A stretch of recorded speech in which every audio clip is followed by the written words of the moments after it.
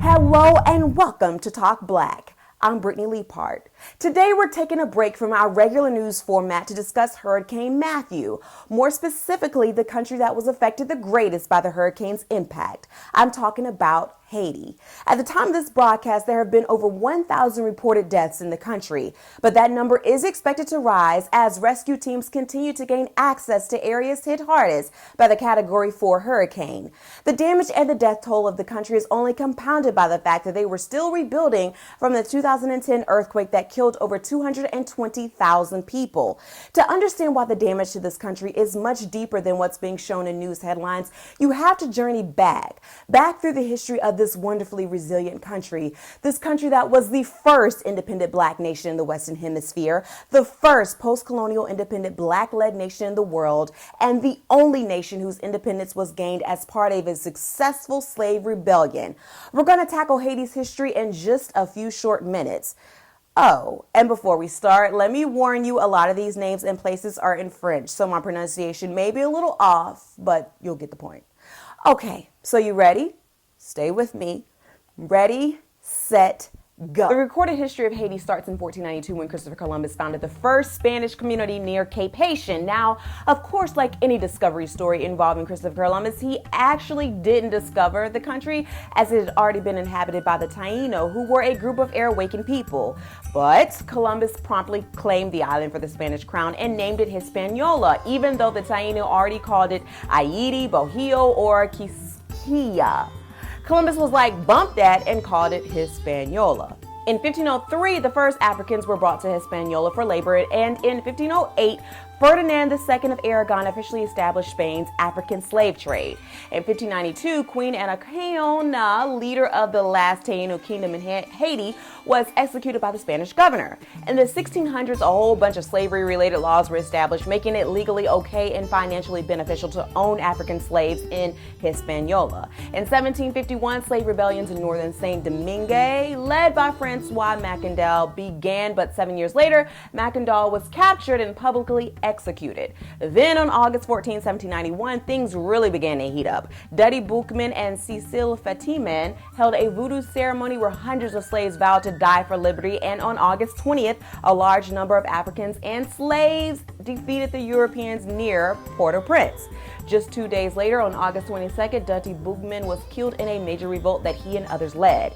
On September 24th, the Concordat des Damiens was signed and granted political rights to freedmen and emancipated slaves. On April 4th, 1792, French Legislative Assembly voted to give full citizenship and equal rights to all free people of color. On April 12th, a force led by the Second Civil Commission and freedmen and emancipated slaves defeated white colonists in a fight to enforce the law of April 4th.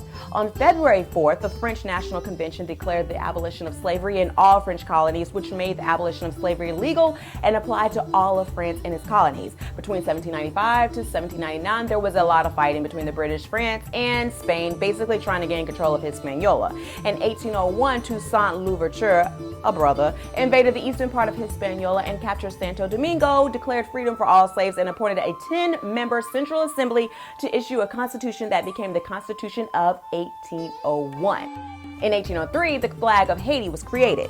Haitian forces defeated the French during the last major battle of the Revolution. The French signed a document of surrender and agreed to evacuate French troops from the Saint-Domingue. A preliminary declaration of independence was issued, and the French presence was officially ended on the island. On January 1st, 1804, Haiti was declared an independent nation. And in February of 1804, the Haiti Massacre eradicated the white minority of Haiti.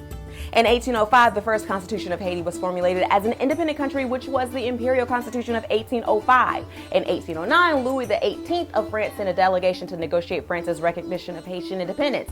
The president of the Republic of Haiti met with a French delegate and agreed to pay damages to dispossessed French planters. In 1825, King Charles X of France signed an ordinance which conditionally recognized the independence of Haiti and imposed a 150 million franc indemnity on the Haitian government. You're probably thinking they didn't have to pay that. They could have fought it. Wrong. The news was delivered by a squadron of French ships ready to enforce the ordinance.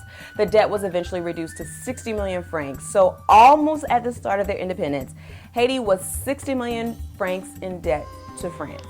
They began their independence in debt to the country they defeated pretty much because France was upset that they were defeated by a bunch of African slaves. Just let that sink in.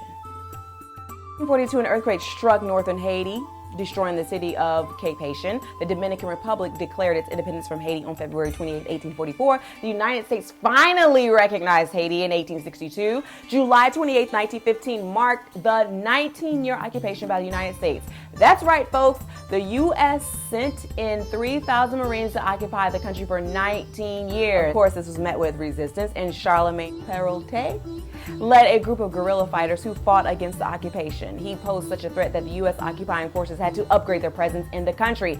However, on October 31st, 1919, Perrault was betrayed by one of his own generals who led disguised U.S. Marines into his camp, and he was assassinated. Please remember that during this time, Haitian men and women continued making various contributions to their country and the world. Haitian literary works were written and recognized. Haitian businesses were started and growing, and despite the tumultuous events surrounding the government, strides in the right direction were still being made. In 1926, Haiti's president made a diplomatic trip to the United States. In 1931, the U.S. agreed to hand over control of the offices of public works, health, agriculture, and education to the Haitian government. In 1933, the government of Haiti and the U.S. signed an agreement on the withdrawal of U.S. troops from the country and the end of the U.S. occupation. In 1937, thousands of Haitians were massacred by Dominican armed forces acting on the orders of President Rafael Trujillo. He ordered the massacre because he said Dominicans were, quote, complaining of the depredations by Haitians living among them, thefts of cattle, provisions, fruits, etc., and were thus prevented from enjoying in peace the products of their labor, end quote. Does that sound like a current presidential candidate running in the United States? Those words sound very familiar. According to some sources, the massacre killed an estimated 20,000 Haitians. In the end, U.S. President Franklin D. Roosevelt and Haitian President Stenio Vincent sought reparations from the Dominican government, of which $525,000, which is $8,641,840.28 in 2016 U.S. dollars, was paid. However, this only amounted to $30 per victim, and of that, survivors only received 2 cents each due to the corruption in the Haitian government. Throughout the 1940s, the National Library, the Centre des Arts, which exhibited important Haitian artwork, and a government-owned tobacco company were all founded. A World's Fair was held, the Cathedral of Cape Haitian was consecrated after 100 years of work, and the bicentennial founding of Port-au-Prince was held. In 1954, Hurricane Hazel killed an estimated 1,000 Haitians and decimated the coffee and cocoa crops, affecting the economy for years to come. In the 1970s, thousands of Haitians fled the poverty and repression in Haiti by boat, often arriving in South Florida.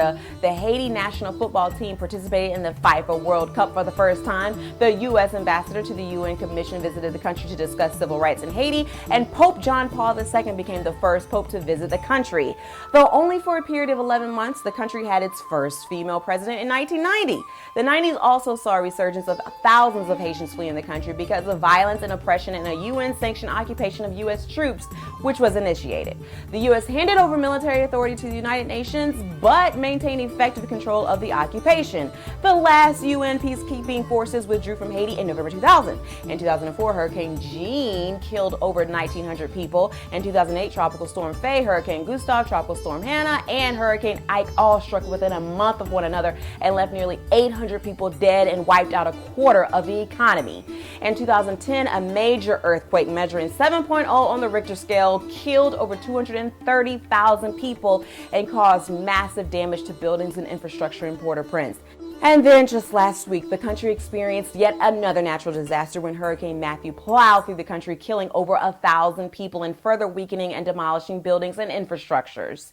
So, now you see the resiliency of Haiti and how this country truly is a gem. Though the country has been marred by war, death, injustice, and natural disasters, the Haitian people continue to gather their strength and rebuild their country, which is why your help is greatly needed to help rebuild in the wake of Hurricane Matthew. First of all, I would encourage you to not send your money to the Red Cross. In 2015, NPR and ProPublica investigated the disappearance of $500 million donated donated to the American Red Cross in response to the 2010 earthquake in Haiti. It was described as one of the most successful fundraisers ever. However, despite the claims of the American Red Cross that 130,000 homes had been built in Haiti, the investigation discovered that only 6 homes had been built. They spent $120 million in the money raised on wages for staff. So, yeah, there's that. Here's a list of Haitian-led organizations that are accepting donations for Haiti relief efforts. All links to the organizations are listed below in the description box.